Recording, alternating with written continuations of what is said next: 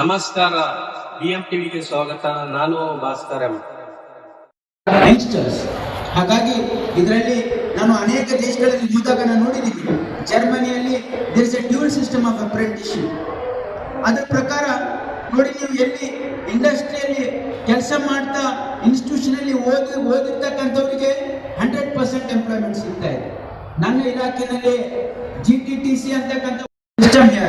ನಮ್ಮ ಮಕ್ಕಳಿಗೆ employable skill ಕೊಡಬೇಕು ಅಂದ್ರೆ ಒಂದು ಹ್ಯಾಂಡ್ಸ್ ಆನ್ ಸ್ಕಿಲ್ ಅವಶ್ಯಕತೆ ಇದೆ ಅಂತಕ್ಕಂಥದ್ದು ಬಹಳ ಸ್ಪಷ್ಟವಾಗಿ ನಮ್ಮ ಇಲಾಖೆಗೆ ಗೋಚರ ಆಗಿದೆ.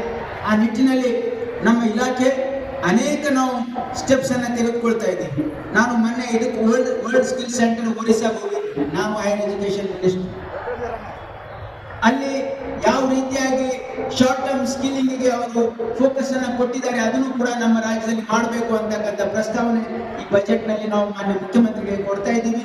ಹಾಗಾಗಿ ಇವತ್ತು ನನಗೆ ಒಂದು ಸಂತೋಷ ಏನಂದ್ರೆ, ಇವತ್ತು ಈ ರೀತಿಯ ಒಂದು ರೆಸ್ಪಾನ್ಸ್ ಇದೆ ಅಂದ್ರೆ ಇದರ ಅವಶ್ಯಕತೆ ಇದೆ. ಇದನ್ನು ನಾವು ಈ ಟ್ಯಾಕಲ್ ಮಾಡ್ತಕ್ಕಂಥದ್ದು ಇವತ್ತು ನನಗೆ ಬಹಳಷ್ಟು ಜನ ಅಂದ್ರು, ಇಷ್ಟೊಂದು ದೊಡ್ಡ ಪ್ರಮಾಣದಲ್ಲಿ ಉದ್ಯೋಗ ಮೇಳ ಮಾಡಿದ್ರೆ ಎಲ್ರಿಗೂ ನೌಕರಿ ಸಿಗಲ್ಲ ಅಂತ ಕ್ರಿಟಿಸಿಸಮ್ ಬರುತ್ತೆ ಅಂತ.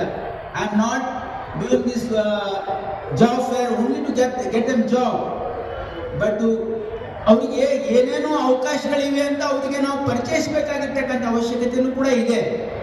At least they will be aware that what are the companies, what are they looking for and how they should upskill themselves ಅಂತಕ್ಕಂಥದ್ದು ಕೂಡ ಅವರಿಗೆ ಒಂದು ಅವಕಾಶ ಕೊಡಬೇಕು ಅಂತಕ್ಕಂಥ ಸದುದ್ದೇಶದಿಂದ ಇದನ್ನು ಮಾಡ್ತಾ ಇದ್ದೀವಿ.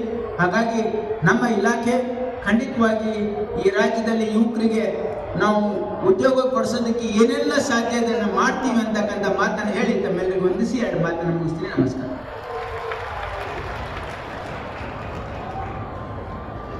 ಬಹಳ ಅರ್ಥಪೂರ್ಣವಾದಂತಹ ಚಪ್ಪಾಳೆ ಮುಖ್ಯನ ಕನ್ನಡ ವೇದಿಕೆ ಮುಖ್ಯಕ್ಕೆ ಬರಮಾಡಿಕೊಳ್ಳೋಣ.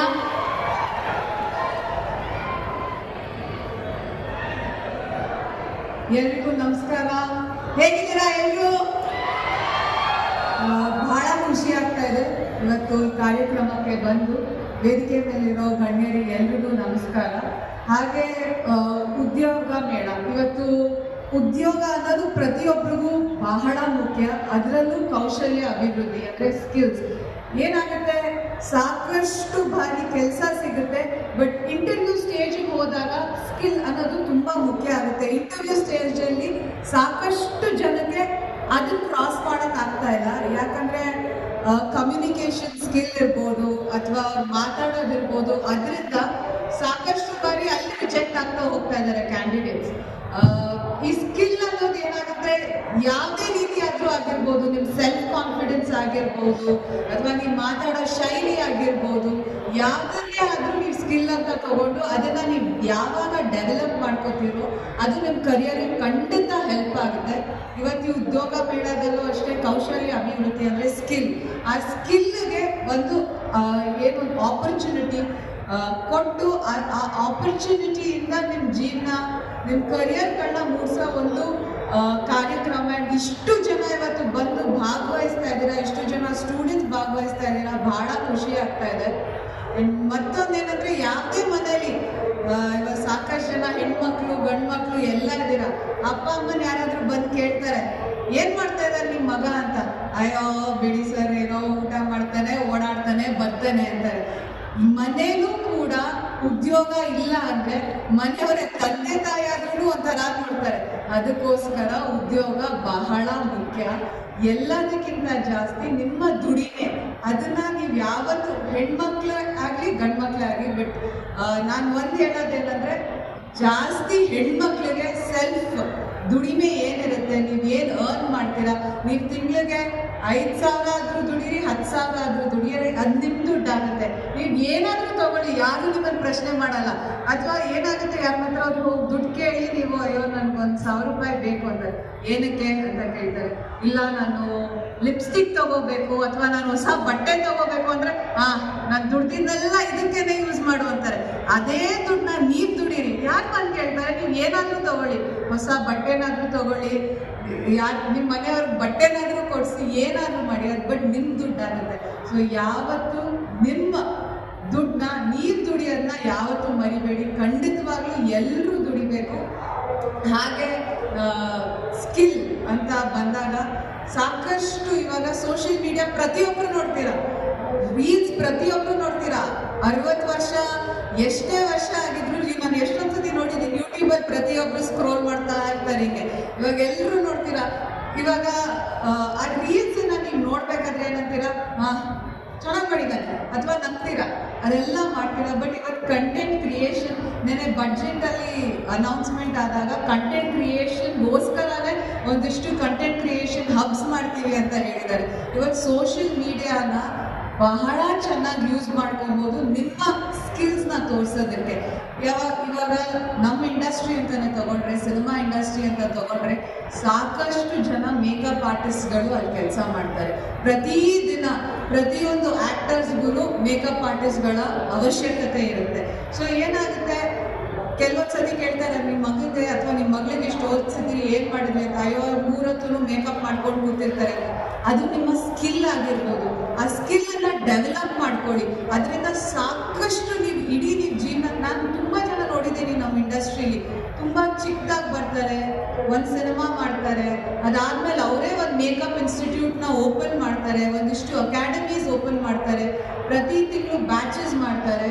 ಸಾಕಷ್ಟು ಜನ ಹೆಣ್ಮಕ್ಳು ಇದೊಂದು ಸ್ಕಿಲ್ಲಿಂದಾನೆ ಅವ್ರ ಫ್ಯಾಮಿಲಿ ಅಲ್ಲ, ಬೇರೆಯವ್ರ ಫ್ಯಾಮಿಲಿ ಅಂದರೆ ಸಾಕಷ್ಟು ಜನ ಯಾರ್ಯಾರಿಗೆ ಆಸಕ್ತಿ ಇದೆ ಮೇಕಪ್ಪಲ್ಲಿ ಅವ್ರಿಗೂ ಕೂಡ ಅವ್ರ ಜೀವನ ಮಾಡಿಕೊಟ್ಟಿದ್ದಾರೆ.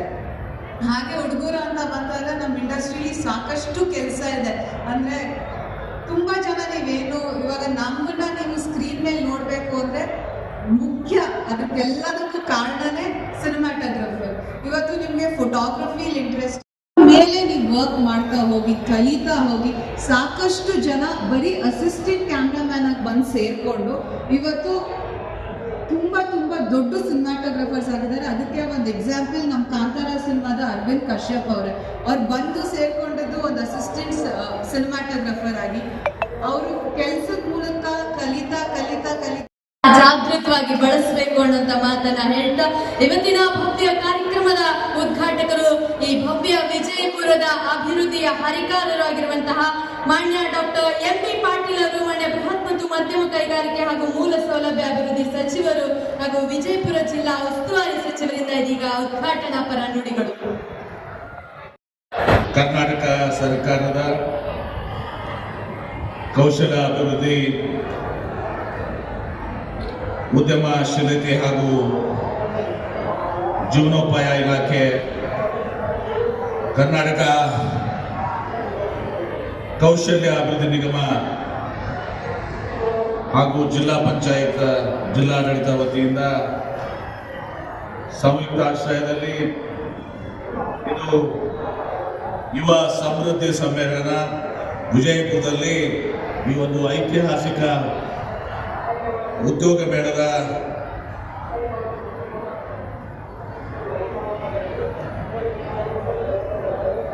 ಕೇಂದ್ರ ಘನ ಉಪಸ್ಥಿತಿಯನ್ನು ಹೊಂದಿ ಈ ಕಾರ್ಯಕ್ರಮದ ಕೇಂದ್ರ ಬಿಂದುಗಳು ಇವತ್ತು ಕರ್ನಾಟಕ ರಾಜ್ಯದ ವೈದ್ಯಕೀಯ ಶಿಕ್ಷಣ ಹಾಗೂ ಕೌಶಲ್ಯ ಅಭಿವೃದ್ಧಿ, ಉದ್ಯಮಶೀಲತೆ ಮತ್ತು ಜೀವನೋಪಾಯ ಸಚಿವರು ಆತ್ಮೀಯರಾದಂಥ ಡಾಕ್ಟರ್ ಶ್ಯಾಮ್ ಪ್ರಕಾಶ್ ಪಾಟೀಲ್ರೆ, ಈ ಕಾರ್ಯಕ್ರಮದ ಕಾರ್ಯಕರ್ತರು, ಇವತ್ತು ಕರ್ನಾಟಕ ಕೌಶಲ್ಯ ಅಭಿವೃದ್ಧಿ ನಿಗಮದ ಹಾಗೂ ಕರ್ನಾಟಕ ವೃತ್ತಿ ತರಬೇತಿ ಹಾಗೂ ಕೌಶಲ್ಯ ಅಭಿವೃದ್ಧಿ ನಿಗಮದ ಅಧ್ಯಕ್ಷರಾದಂಥ ಶ್ರೀಮತಿ ಕಾಂತಾ ನಾಯಕ್ ಅವರೇ, ಬಾಲ ವಿಕಾಸ್ ಅಕಾಡೆಮಿಯ ಅಧ್ಯಕ್ಷರು ಆತ್ಮೀಯ ಸಹೋದರರಾದಂಥ ಶ್ರೀ ಸನ್ಮೇಶ್ ಬೊಬ್ಲೇಶ್ವರ್ ಅವರೇ, ನಗರಾಭಿವೃದ್ಧಿ ಪ್ರಾಧಿಕಾರದ ಅಧ್ಯಕ್ಷರಾದಂಥ ಶ್ರೀ ಕನಾನ್ ಮುಶ್ರೀಫ್ ಅವರೇ, ಈ ಕಾರ್ಯಕ್ರಮದ ಒಂದು ಅತ್ಯಂತ ಯಶಸ್ವಿಯಾಗಿ ನಡೆಯಲಿಕ್ಕೆ ಕಾರ್ಯಕರ್ತರಾದಂಥ ಕರ್ನಾಟಕ ಕೌಶಲ್ಯ ಅಭಿವೃದ್ಧಿ ನಿಗಮದ ವ್ಯವಸ್ಥಾಪಕ ನಿರ್ದೇಶಕರಾದಂಥ ಶ್ರೀಮತಿ ಸ್ನೇಹಲ್ ಅವರೇ, ನಮ್ಮ ವಿಜಯಪುರದ ಜಿಲ್ಲಾಧಿಕಾರಿಗಳಾದಂಥ ಡಾಕ್ಟರ್ ಆನಂದ್ ಕೆ ಅವರೇ, ಜಿಲ್ಲಾ ಪಂಚಾಯಿತಿಯ ಮುಖ್ಯ ಕಾರ್ಯನಿರ್ವಾಹಕರಾದಂಥ ಶ್ರೀ ರಿಷಿಯಾನಂದ್ ಅವರೇ, ಪೊಲೀಸ್ ವರಿಷ್ಠಾಧಿಕಾರಿಗಳಾದ ಲಕ್ಷ್ಮಣ್ ನಿಂಬೂರ್ಗಿ ಅವರೇ, ಜಿಲ್ಲಾ ಕೌಶಲ್ಯಾಭಿವೃದ್ಧಿ ಅಧಿಕಾರಿಗಳಾದಂಥ ಶ್ರೀ ಮಹೇಶ್ ಮೊಳವಡಿಕೆರ್ ಅವರೇ, ಮತ್ತು ಈ ಕಾರ್ಯಕ್ರಮದಲ್ಲಿ ತಮ್ಮನ್ನು ಉದ್ದೇಶಿ ತಮಗೆ ಸ್ಫೂರ್ತಿಯನ್ನು ನೀಡಲಿಕ್ಕೆ ಆಗಮಿಸಿದಂಥ ಖ್ಯಾತ ಚಲನಚಿತ್ರ ನಟರು ಕಲಾವಿದೆ ಸಪ್ತಮಿ ಗೌಡ ಅವರೇ, ಮಾದೇವಿ ಗೋಕಾಕ್ ಅವರ ಎಲ್ಲ ಗ್ಯಾರಂಟಿ ಸಮಿತಿಗಳ ಅಧ್ಯಕ್ಷರೇ, ವೇದಿಕೆ ಮೇಲಿದ್ದಂಥ ಎಲ್ಲ ಗಣ್ಯರೇ, ಕಾರ್ಯಕ್ರಮದಲ್ಲಿ ಭಾಗವಹಿಸಿದಂಥ ಎಲ್ಲ ಆತ್ಮೀಯ ಸಹೋದರ ಸಹೋದರರೇ, ಯುವಕ ಮಿತ್ರರೇ ಮತ್ತು ಕೇಂದ್ರ ಬಿಂದುಗಳಂಥ ಎಲ್ಲ ವಿದ್ಯಾರ್ಥಿನಿಯರೇ, ಮಾಧ್ಯಮದ ಸ್ನೇಹಿತರೆ, ಪ್ರಪ್ರಥಮವಾಗಿ ನಾನು ಶ್ರೀಮತಿ ಕಾಂತಾ ನಾಯಕ್ ಅವರಿಗೆ ಅಭಿನಂದನೆ ಸಲ್ಲಿಸ್ತೇನೆ. ಯಾಕಂದ್ರೆ ಬಹಳ ತಿಂಗಳದಿಂದ ಅವರ ಒಂದು ಆಸೆ ಇತ್ತು ವಿಜಯಪುರದಲ್ಲಿ ಒಂದು ಉದ್ಯೋಗ ಮೇಳವನ್ನು ಆಯೋಜಿಸಬೇಕು ಅಂತೇಳಿ. ಬಹುಶಃ ಏನಾದರೂ ತಡ ಆಗಿದೆ, ಅದು ನಾ ಕಾರಣ. ಅನೇಕ ಸಂದರ್ಭದಲ್ಲಿ ನನ್ನ ಒಂದು ಇದು ಅದಕ್ಕೆ ಕೂಡಿ ಬರ್ತಾ ಇರಲಿಲ್ಲ. ನಾವು ಸ್ಟ್ರಿಪ್ ಆಗಲಿ ಮತ್ತೊಂದಾಗಲಿ ಹಾಗೆ ಬರ್ತಾ ಇತ್ತು. ಹೀಗಾಗಿ ಬಹುಶಃ 5-6 ತಿಂಗಳು ಇವತ್ತು ಸಹ ನನ್ನಿಂದ ತಡ ಆಗಿದೆ. ಆದರೆ ಇವತ್ತು ತಡ ಆಗಿದ್ರು ಕೂಡ ಇವತ್ತು ಒಂದು ಐತಿಹಾಸಿಕ ಕಾರ್ಯಕ್ರಮವನ್ನು ಇವತ್ತು ಅವರು ಕಾಂತಾ ನಾಯಕ್ ಅವರು ಮಾಡಿದ್ದಾರೆ. ಸುಮಾರು 25,000 ವಿದ್ಯಾರ್ಥಿನಿಯರು ಇವತ್ತು ಸಹ ಇಲ್ಲಿ ನೋಂದಣಿ ಮಾಡಿಕೊಂಡಿದ್ದಕ್ಕೆ ಅದಕ್ಕೊಂದು ಸಾಕ್ಷಿ ಒಂದು ಸಹ. ನಾನು ಹೀಗಾಗಿ ಶ್ರೀಮತಿ ಕಾಂತಾ ನಾಯಕ್ ಅವರಿಗೆ ನಾನು ಹೃದಯಪೂರ್ವಕವಾದಂಥ ಅಭಿನಂದನೆಗಳನ್ನ ಸಲ್ಲಿಸಲಿಕ್ಕೆ ಬಯಸುತ್ತೇನೆ. ಅದ್ರ ಜೊತೆಗೆ ಡಾಕ್ಟರ್ ಶರಣ್ ಪ್ರಕಾಶ್ ಪಾಟೀಲ್ ಅವರು, ಡಾಕ್ಟರ್ ಶರಣ್ ಪ್ರಕಾಶ್ ಪಾಟೀಲ್ ಅವರ ಬಗ್ಗೆ ಹೇಳಬೇಕಾದ್ರೆ ನಮ್ಮ ರಾಜ್ಯದಲ್ಲಿ ಏನು ಜನನಾಯಕರಿದ್ದಾರೆ, ಜನಪ್ರತಿನಿಧಿಗಳಿದ್ದಾರೆ, ಅಲ್ಲಲ್ಲಿ ಅತ್ಯಂತ ಕ್ರಿಯಾಶೀಲತೆ ಮತ್ತು ಬದ್ಧತೆ ಪ್ರಾಮಾಣಿಕವಾಗಿರುವಂತಹ ಸಚಿವರಂದ್ರೆ ಇವತ್ತು ಸಹ ಡಾಕ್ಟರ್ ಶರಣ್ ಪ್ರಕಾಶ್ ಪಾಟೀಲ್ ಅಂತ ಬಹಳ ಹೆಮ್ಮೆಯಿಂದ ಇವತ್ತು ನಮ್ಮ ಮುಂದೆ ಹೇಳಿಕೆ ಬಯಸ್ತೇನೆ. ಯಾವುದೇ ಇಲಾಖೆಯ ಸಚಿವರಾಗ್ಲಿ, ಅದು ವೈದ್ಯಕೀಯ ಶಿಕ್ಷಣ ಆಗಲಿ, ಇವತ್ತು ಕೌಶಲಾಭಿವೃದ್ಧಿ ಸಚಿವರಾಗಲಿ, ಆ ಇಲಾಖೆಗಳನ್ನ ಅತ್ಯಂತ ಸಮರ್ಥವಾಗಿ ಇವತ್ತು ನಿಭಾಯಿಸುವ ಜೊತೆಗೆ ಅಲ್ಲಿ ಹೊಸತನವನ್ನು ತಂದು ಅರ್ಥಪೂರ್ಣ ಕಾರ್ಯಕ್ರಮ ಹಮ್ಮಿಕೊಂಡು ಜನರಿಗೆ ಸಹಾಯ ಸಹಕಾರ ಮಾಡುವಂತವರು ನಮ್ಮ ಡಾಕ್ಟರ್ ಶರಣ್ ಪ್ರಕಾಶ್ ಪಾಟೀಲ್ ಅಂತ ಹೇಳಿದ್ರು. ನಾನು ಬಹಳ ಹೆಮ್ಮೆಯಿಂದ ನಮ್ಮ ಮುಂದೆ ಹೇಳಿಕೆ ಬರ್ತೇನೆ. ಬಹಳ ಒಳ್ಳೆಯ ರೀತಿಯಿಂದ ಅವತ್ತು ಈ ಇಲಾಖೆಯನ್ನು ಅವರು ನಡೆಸ್ಕೊಂಡು ಬಂದಿದ್ದಾರೆ. ಅರ್ಥಪೂರ್ಣವಾದಂಥ ಮಾತುಗಳನ್ನು ಕೂಡ ಇವತ್ತು ಸಹ ತಮಗೆ ಹಿತನುಡಿಗಳನ್ನು ಕೂಡ ತಮ್ಮ ನೀಡಿದ್ದಾರೆ. ಎಲ್ಲ ಸ್ನೇಹಿತರೆ, ಇವತ್ತು ತಮ್ಗೆ ಗೊತ್ತಿದೆ, ನಮ್ಮ ದೇಶದಲ್ಲಿ ಬಹುಶಃ ಇಡೀ ಪ್ರಪಂಚದಲ್ಲೇ ಅತ್ಯಂತ ಹೆಚ್ಚಿನ ಒಂದು ಯುವ ಜನಾಂಗ ಇರುವಂತಹದ್ದು ಯೂತ್ ಜನರಲ್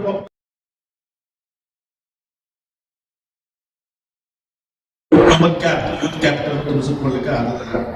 ಹೀಗಾಗಿ ಇವತ್ತು ನಾವು ನಮ್ಮ ಭಾರತ ದೇಶದಲ್ಲಿ, ಅದರ ವಿಶೇಷವಾಗಿ ಕರ್ನಾಟಕ ರಾಜ್ಯ, ಇವತ್ತು ಒಂದು ಕಾಲದಲ್ಲಿ ಆ ಕಡೆ ಹಳೆ ಮೈಸೂರಿನಲ್ಲಿ ಮೈಸೂರು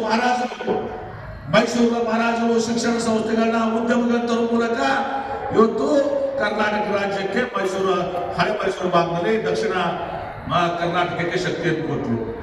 ಇವತ್ತು ಈ ಭಾಗ ವಿಶೇಷವಾಗಿ ಕಿತ್ತೂರು ಕರ್ನಾಟಕ ಮತ್ತು ಭಾಗಶಃ ಹೈದರಾಬಾದ್ ಕರ್ನಾಟಕದಲ್ಲಿ ಇವತ್ತು 30 ವರ್ಷ ಹಿಂದೆ ನೀವು ಹೋದ್ರೆ ಇಡೀ